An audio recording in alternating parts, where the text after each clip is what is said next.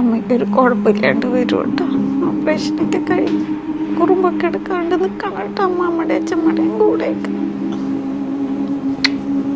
എൻ്റെ മോളെ കൂടെ ജീവിക്കാനുള്ള കൊതി കൊണ്ടാണ് നിങ്ങളെല്ലാവരും എന്നെ സഹായിക്കണം. എത്രയും പെട്ടെന്ന് ഓപ്പറേഷൻ ചെയ്യണമെന്നാണ് ഡോക്ടേഴ്സ് പറഞ്ഞേക്കണത്. എല്ലാവരും സഹായിച്ച് അത് എത്രയും പെട്ടെന്ന് ചെയ്തു തരണം. എനിക്ക്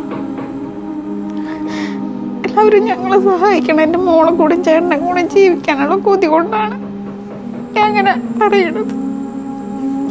സഹായിക്കണം എല്ലാവരും.